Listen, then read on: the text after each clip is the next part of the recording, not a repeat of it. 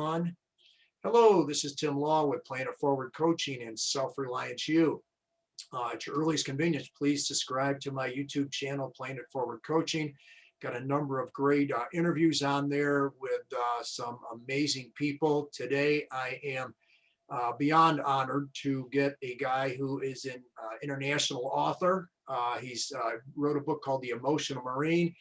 He's been on a lot of the national shows, a lot of the local shows. He's out of the state of Maryland. And The Emotional Marine, it's just a great read. And the way I see it is he combines mental toughness and grit with excellent and positive golden rule principles of good human relations. And I just can't say enough good things about it. And so welcome, Eric. Can you tell us your story and how you evolved to the great place that you're at right now? Tim, that was great. That was quite an intro. Thank you, man. That was kind of you. Thank you so much. I'm just glad I finally got a chance to meet you here via Zoom, right? I feel like we've been talking with each other for so long. Yes, sir. So, yes, sir.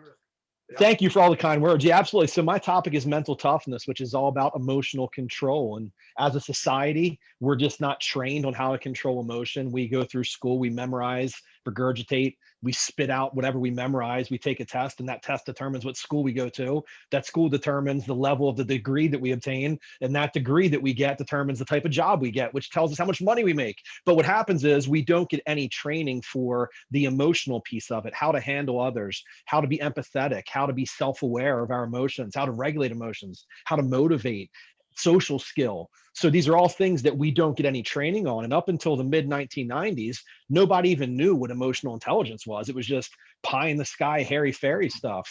But it just so happens everybody, as humans, we're hardwired to feel first, think later. So over about the last 10 years now, I've just been absolutely infatuated with the human mind and how it works and how we function and how we use it to accomplish our goals and better our relationships. So that's what mental toughness is all about in a very, very, very long answer. No, excellent. And one of the things, and I've done a couple other interviews with some of my student athletes that I've had before, and this whole COVID thing, as you know, Eric, has been a real challenge for a lot of people. I cannot help but think, and again, this is where I throw the kudos back at you regarding the emotional marine, the mental toughness and grit. That this COVID-19 scenario in 2020 has been very challenging for everybody. But with people such as yourself, kids that are involved with sports, band, music, extracurricular, it's almost like we have an extra bit of armor on us emotionally because we've been through some real challenges. Now, you spent some time in the military and the service. Can you tell us how that also helped you with that suit of armor, being able to kind of deal with the tough times that we all experience. We're all going through life for sure. So if you could share that would be great. Yeah, absolutely. So the official term of this, and these are two of the biggest words I know, Tim, and please don't ask me to spell them because I have no idea how to spell them. I'm just kidding. Actually, I can't spell. It's called systematic desensitization. And what that means is we systematically desensitize our brains to pain, to fear. It's also called graduated exposure therapy in the world of psychology. And the concept behind it's quite simple, actually. And this is the training we get in the Marine Corps. We desensitize our brains to whatever it is. If it's something we fear, if it's something that occupies our brain, we put ourselves in that situation so many times that when we're in it for real, whether it be battle, whether it be whatever it is, when we're in it for real, it's not the first time we've experienced that mentally. We've already been there. We've already kind of developed these coping mechanisms for how to handle these situations. So when you take that on a micro level and take it down to where we are as a society right now, all the way down to where kids are right now, what they're doing is they're building skills that are going to help them later on in life with resiliency, with being able to handle adversity, with being able to deal with issues that are uneasy for them. As a society, we've gotten away from this. It's more about social media than social interaction. So the skills that are being learned right now are critically important. But I think what's most important for our kids as parents, what's most important to make certain of with our kids is to let them know that every single feeling they have is okay. 100% of the feelings that our kids have are okay. 100% of the feelings we have as adults are okay. It's how we respond to those feelings that they need training on. So if they're fearful, if they're upset, if they're angry, it's giving them tools that they can use to show a way to express that, as opposed to trying to suppress it, hold it in, and they don't know how. When something happens, it's a layering effect, and all of a sudden it boils over. It's all about getting our kids to know that the emotion's okay. Let me give you some skills for how to address it. Oh, excellent, excellent. Um, Now, I know, Eric, you've worked a lot, you said, with adults. You and I had this conversation several months ago. We were talking, and I kind of said my wheelhouse is more like teens, young adults, and yours has to do a lot more with dealing with adults and everything like that, with some of your trainings and that kind of thing. Are there any kind of key factors or different things that you're seeing more of that are making it challenging for some of the adults you speak with, given our current climate and everything? Yeah, so even prior to this pandemic, Tim, our nation is what I refer to as being intoxicated in emotion. Hmm. Okay, logic and emotion are inversely related. So as one goes up, the other goes down. As you become more emotional, you become less logical, and vice versa. Our nation prior to COVID was already intoxicated to the point where we couldn't see logic. We couldn't see facts hitting us over the head.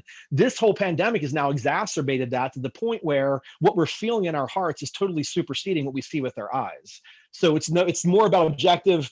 It's more about objective observations than subjective. So we're looking at things, we're saying, okay, this is what I see, but my heart's telling me it's not really that, because even though it's a fact, I don't like that fact. It conflicts with the belief system. So what I see right now is just a nation that is fueled in anger. They're fueled in assuming the worst intentions of the people standing next to them. And that's boiling over into their business life and their personal life to the point where logic is out the window. So as a whole, what has to happen is we have to get a good grasp on understanding that we are emotionally fueled humans, and we are very, very deep in our emotions right now to the point that it's preventing us from seeing things that we should be paying attention to. So the takeaway, what I'm trying to say there is adults, kids, everybody, business people, stay-at-home moms, stay-at-home dads, doesn't matter. If we acknowledge the fact that we feel first and think later, then we're better able to address these emotions and handle them in a healthy way. Hmm. Okay, no, that makes total sense. And with some of the people that you've worked with, let me ask you this, Eric. What were can you give some of the strategies that you use to help people, try to bring a little more logic to, any particular situations or scenarios? Well, I will tell you the number one thing I deal with, Tim, as far as when I poll and when I survey and when I train these salespeople, and the industry is irrelevant. Doesn't matter what industry, and it doesn't even have any. It doesn't even have to be sales. It can be just anybody. But I focus on the sales end. But what it boils down to, the number one thing that I see the biggest issue that we have right now is we are approval addicts. And this is not just adults. This is not just kids. I think it's a little worse probably for adults than kids, believe it or not, even with social media. We're addicted to the approval of other people. So what happens is we take and we try to treat the effects as opposed to treating the cause. So if you look at the cause is the fact that we are very concerned about what everybody thinks about us. Mhm. Okay, when I train people, I ask them, like, okay, are you addicted to the approval of other people? And about 99% of people say no. Okay, and I have a very simple 10-question quiz that I give them. It's a yes or no quiz. And I say, okay, answer these questions on this quiz. They get done with it. I say, okay, did you answer yes to more than 3 of those questions? And they say, well, yes, I did. And I say, okay, then you probably suffer from some form of approval addiction. The problem with that is that approval addiction now means that we're afraid of rejection. We're afraid of not being accepted. We're concerned what people think about us. For our kids, it means that when they post a picture and don't get enough likes, they process that emotionally. They take a hit. That now makes them crawl back into their shell or be fearful. As they go through school, as they get out into the workforce, that prevents them from starting a business that they really want to start because they're worried what people are going to think. They're not smart enough. They're not good looking enough. They're not good for whatever it is they want to do. So if we can address that approval addiction and get to the core of that, once you get over the approval addiction, it's like me personally speaking in front of large groups, I was timid. I was not afraid, but I was timid getting on stage in front of large groups of people. Once I got over that approval addiction, all bets are off because I don't care. I want people to like me. I prefer for that. But at the end of the day, if they don't, sorry about your luck. So if we can get people to back off of that addiction, everything at that point becomes possible. Yeah, no, that's a tremendous point, and it leads me to the question toward you. It goes along with this is kind of helping people get through their comfort zones. Okay, and any thoughts you have as far as, because the experience you've had with the military, the experiences I had being a high school collegiate wrestler and beyond, you step out in that mat by yourself, and you can only blame the zebra, the referee, just so much before you got to look in the mirror and just say, hey, I got to get better. How do you with the experiences you've had, and I know the experience I've had, how do you encourage people to kind of push through the comfort zone? And certainly this approval thing you refer to it's a comfort zone scenario. Yeah, and this is what I refer to as levels of conscious awareness. So when I train my salespeople, I use, it sounds like socioeconomic status, but it's really not. I use poverty level, I use working level, middle class, upper class, and world class levels of thought. And when I use those terms, I don't use them in a way that says how much money you're making. I'm just using them in a way that they can equate to a dollar amount, which says, okay, world class compared to middle class. When I train these sales teams, I go in and I poll the top people. I normally go into these teams. I poll the top 5, 10% of the sales team. So I'll say, hey, give me their top 5, 10% of people. I want to spend about 10, 15, 20, 30 minutes on the phone with them, ask them some questions. And then what it boils down to is when I train the whole team, everybody always wants to know, once I explain this middle class and upper class and world class levels of thought process, everybody wants to know, what is it about the upper class and the world class, especially, what is it about the world class people that separate them from everybody else? Like, what do they do differently? And it's always like, they're sitting on the edge of their seat, like, tell me. And I'm like, you're not going to like the answer to this. And they're like, but what is it? What is it? I'm like, it's very, very simple. They think differently. And people look at me like, oh, Eric, come on. That is literally what it is. When you take middle class compared to world class, it's a thought process, Tim. This equates to everything in life, not just in business and sports. I take like a Tom Brady, okay? I'm infatuated with Tom Brady. I don't care if you like him, dislike him, whatever. When you talk about mental toughness 101 as it applies to sports especially, that is exact. He is the epitome. Look at that. Look at the Super Bowl. I think it was against the Falcons was the one. The whole game, he trailed. The whole game, not for 1 second of that game was he winning up until overtime when they scored and they won the game. So how does somebody in his position mentally not allow himself to get derailed and fall off the wagon? He does that by consistently desensitizing his brain and putting himself into that position. So mentally, he's prepared in those situations. The physical skills amongst all these people, especially in professional sports, college sports, whatever, the skill level is normally not a huge difference. Don't get me wrong. There are people just have whatever, but the bulk of it is the skills there. It's the mindset. It's what's happening in the brain that's going to dictate how you perform on the field. Sure. No, and you make a great point as far as Brady is concerned. And one of the things that I try to do with my athletes, because I coach a guys and girls tennis team, and up until a few years ago, coach wrestling, is something very similar to that, and we call it short memory. Okay, yeah, you're going to have some errors, some mistakes, and anything you're involved with, and I don't care if it's sports or whatever. And like you say, you want to learn from it, but you don't want to dwell on it. You have that short memory. You reflect on it. You apply some wisdom to it. Okay, what can I do better next time? And just basically not get overloaded with this happening, so that you're upset about it for too long of a time. I certainly agree with what you're saying there.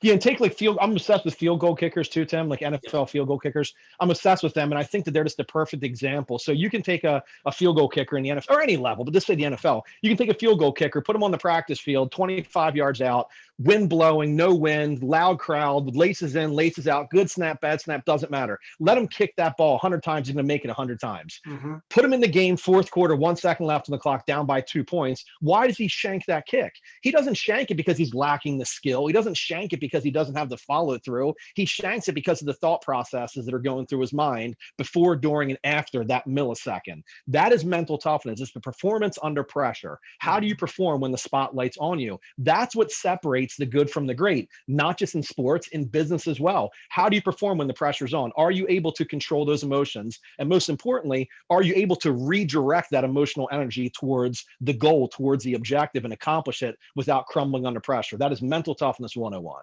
Mm-hmm. Yeah, absolutely agree. And one of the lines I've used with some of my players, Eric, and it goes exactly what you're saying, is it's not the one that plays the best, it's the one that chokes the least. We've both seen ugly wins where somebody finally staggers and falls across the finish line and wins ugly, but they got the W. And again, it goes exactly with what you're saying regarding, that poise under pressure, perceived pressure, and being able to just block everything else out. Hey, it's just another field goal kick, or it's just another shot in tennis, or it's, just another shot on the wrestling mat or whatever. And just be able to, through a lot of it. And I'm a big believer, as you are, as far as mental rehearsal visualization, be done with the day before you start it, the day before where you want to be. And then you kind of emotionally and logically visualize and see things coming out just, just the way that you want them to, and to hold that picture, that visualization. I have a quote for you. You gave me a quote. I'll give you one as well, Tim. Okay. Here's a quote for you. This is one. Love it. I can't let you one up me. Come on. I can't let you one up me. Okay. Here you go. You ready for this one? Yes, sir. What the mind attends to, it considers. What the mind does not attend to, it dismisses. What the mind attends to continually, it believes. And what the mind believes, it eventually does. So that whole quote right there just gives you the power of your thoughts are what lead to the actions. Your actions what leads to results. It works in every single aspect of our life. It's the whole, what we call reticular activating system, right? It's a bundle of neurons that sits on the stem of your brain that filters out information to find things that you want. Your subliminal mind is trying to find things. Whatever you plant back there, it's front of brain that stops us. We all know this. It's front of brain that prevents stuff that's getting through. It's the whole concept about a visualization, about a visual board, about these boards with a vision board, about putting things on there that you want in your life. You continually see it and live it and see it and leave it and say it and say it and say it. What are you doing? You're trying to bypass front of brain. That's that gateway. Once it gets to back of brain doesn't know past tense, current tense, can, can't, not good look enough, not smart enough, whatever. All it knows is this has been planted back here. I'm going to find a way to make it happen. Reticular activating system. It's like me saying to you, like, Tim, have you ever seen a red Cadillac Escalade? You say, nope, never in my life. You walk out the front door, you see 5 of them because your brain is now searching for a way. Well, our thoughts do the same exact thing. Our brain finds a way to make it happen. A lot of people don't understand the power of that. They think it's pie in the sky, unicorns, Skittles, and high fives and jumping jacks. It's just, that's not what it's about. It's very, very real stuff, but it all starts with getting total control of your emotions.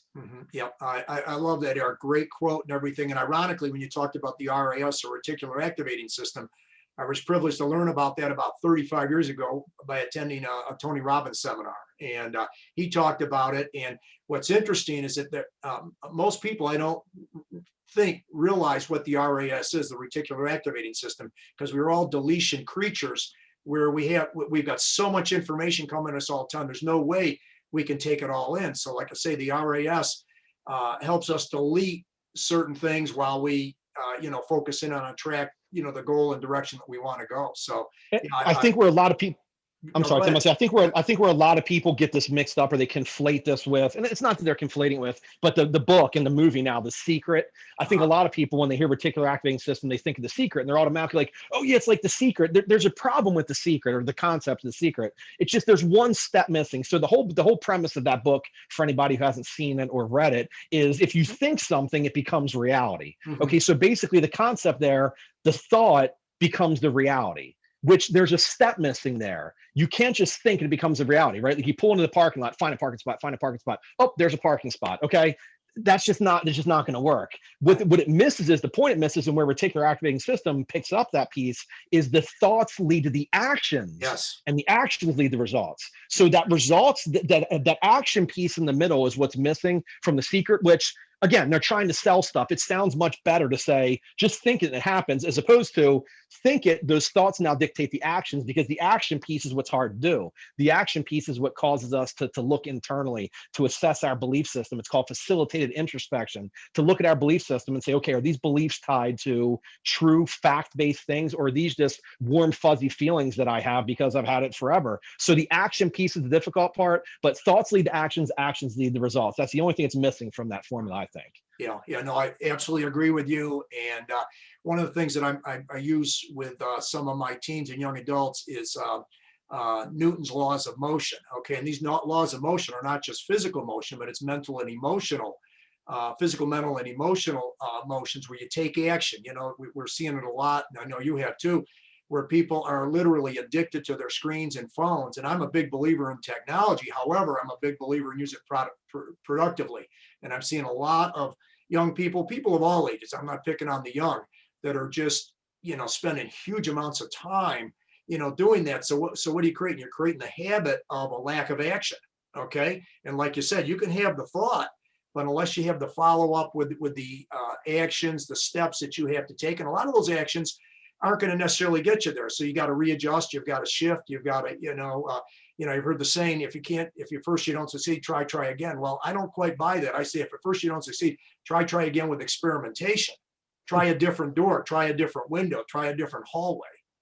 And So that brings up another point to probably another session for us here, because I'll go off on a tangent, but it's all about developing the why, right? And that's what my whole program, my whole mental toughness program is about. People set goals, New Year's resolutions, personal goals, sports goals, whatever, and then they rely on their motivation to accomplish these goals. mhm, The problem with relying on motivation, this isn't rocket science, obviously, but the problem with relying on motivation is it's tied to a feeling, it's tied to an emotion. So if you wake up that day and you feel good, you stick to the goal. If you wake up that day and don't feel good, you don't stick to the goal, because again, you're just relying on this motivation within you, as opposed to taking it and now developing a strong, very strong emotion-based why, something you would die for, something you jump in front of a bus for. When you mhm. can develop that vision, have it written and have it very specifically write that why that's staring at you. If you wake up and you don't feel good, if you wake up and you feel bad, if you wake up and you're tired, whatever, if you're hungry, if you don't want to run, if your legs hurt, you continue to go because it's such a strong emotion-based reason for why you're doing it. All mental energy gets directed towards that. And again, what you see with a lot of your top athletes and a lot of the top performers I deal with, they're not looking for the easy path. They're looking for the most effective path. Mhm, So they don't waste mental energy on looking at quick overnight, take a pill, wake up and lose 10 pounds. What they do is they search for effective ways of accomplishing goals and they direct mental energy towards that. But they're also grounded in objective reality. They know what's real, what's not real. They're not overly critical of their deficits, but they're also not overly confident in their strengths. There's a fine line in between. It's called the Dunner-Kruger effect. You can talk about that next time too. So anyway, these are all things we can talk about forever about this, right? But it is about in closing, I guess, it is all about the thought process. The skill is there. It's all good to go. It's all about the thought process. absolutely. Couldn't agree with you more, Eric. And again, the author of The Emotional Marine, international writer, and does all kinds of seminars. Strongly, very, very strongly recommend him. And any last closing thoughts, Eric, on the best way for people to get a hold of you? And then when we're done, if you can just hang for a second when I stop the recording, we'll chat for a second. But any the best way for people to reach you? Thank you for that, Tim. Yeah, my website's best, mentaltoughnessspeaker.com. My book is on Amazon. You can also go directly to my book website, which is emotionalmarine.com. And I guess the takeaway here would be not really a message that's specifically about what we just discussed, but I think my message would be more along the lines of just getting back to being kind, decent, loving humans again, which is really what my book is about. I wrote this book back in September of 2019, prior to COVID, but the whole premise behind the book was just like a toolbox or like a guide that people could use, a very simple read, right? I'm a former Marine. It's written in crayon. Okay. Anybody can read it. So it's just a very simple guide for people just getting back to understanding that we all love each other. Okay. We're the same exact people internally. We're just different variations of the same exact core psychological blueprint. We want love, compassion, empathy, kindness. It's really simple things people can do that just will make others feel good about themselves, will better build relationships, will help cure the country right now, because we're suffering through dual pandemics, obviously the COVID pandemic, but also a hate pandemic. We got to get over that hate. Totally. Couldn't agree more, Eric. Just wonderful words. And on our conclusion here, just try to remind anybody that's watching this that please subscribe to my YouTube channel, Playing It Forward Coaching, because there's going to be lots of great interviews along with Eric here and many of the others that are on there. So, Eric, I really, really appreciate your time. Just hang for a minute or two after we're done. And thank you so very, very much. This has been awesome. Likewise, Tim, it's awesome being with you. Thank you for the invite. Yes, sir. Okay, we will definitely stay in touch, my man. Absolutely.